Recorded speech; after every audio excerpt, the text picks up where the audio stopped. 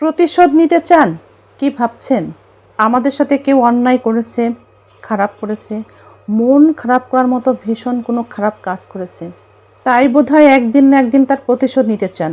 আমি বলি আপনাকে ছেড়ে দিন, তাকে ছেড়ে দিন, প্রকৃতির হাতে তাকে ছেড়ে দিন। দেখবেন প্রকৃতির কাছ থেকে আপনার সাথে করে যাওয়া অন্যায়ের ফলাফল তারা ঠিকই পাচ্ছে। সত্যি দূর থেকেই মানুষ অনেক সুন্দর, কিন্তু যখনই মানুষের সাথে মেশা হয়, তাকে জানা হয়, মানুষটির কাছাকাছি যাওয়া হয়, তখনই মানুষটির প্রতি আকর্ষণ কমে যায়।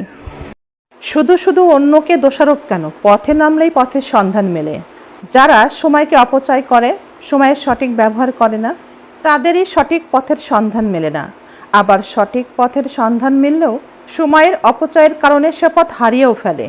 অনেকেই আমরা নিজের দুর্বলতাগুলো অন্যের কাছে জমা রাখি। পরম একান্ত ব্যক্তিগত ব্যথার চাবি অন্যের লকারে রেখে কাঁদতে বসি। দোষটি কার?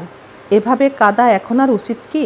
দুনিয়ার সকল সুন্দর সম্পর্কগুলোকে নষ্ট করার পিছনে দায়ী কে জানেন? ইবলিশ।